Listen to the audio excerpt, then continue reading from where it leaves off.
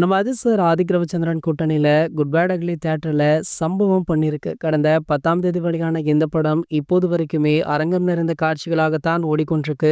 ரசிகர்கள் மட்டும் இல்லாம குடும்ப ஆடியன்ஸ் கூட படத்தை பார்த்து திருப்தியாக விமர்சனமுமே கொடுத்துட்டு இருக்காங்க. அந்த அளவிற்கு படம் ஜாலியாக எல்லோரையுமே வைப் பண்ண வச்சிருக்கு. அதனாலேயே படம் வெளியாகி ஒரு வாரமான பிறகும் கூட வசூல்ல நல்ல லாபம் பெற்றிருக்கு. அதன்படி தமிழ்நாட்டுல மட்டுமே 100 கோடி ரூபாயை வசூலித்து விட்டதாக தயாரிப்பு தரப்பு அறிவித்திருந்தாங்க.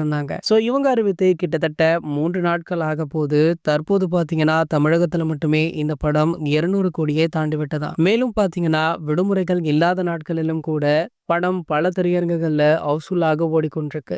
படம் ரிலீஸ் ஆகி பாத்தீங்கன்னா கிட்டத்தட்ட 6 நாட்களை கடந்து விட்ட நிலையில இந்த திரைப்படம் உலகளவுல 600 கோடி கிட்ட வசூலாகி உள்ளதாக செய்திகளுமே கிடைச்சிருக்கு. இந்த நிலையில இந்த படத்துடைய OTT உரிமம், தொலைக்காட்சி உரிமம், சேட்டிலைட் உரிமம் அப்படின்னு அனைத்தையுமே சேர்க்கையில படம் 1000 கோடிகளை தாண்டி விட்டதாக சொல்லப்படுது. கூடிய விரைவிலேயே இதற்கான முறையான அறிவிப்பை படக்குழுவே வெளியிடுவாங்க அப்படின்னுமே எதிர்பார்க்கலாம். இது போன்ற சினிமா செய்திகளை பத்தி நீங்க உடனே தெரிஞ்சுக்க நம்மளுடைய தமிழ் நியூஸ் எக்ஸ்பிரஸ் சேனலை மறக்காம சப்ஸ்கிரைப் பண்ணிக்கோங்க.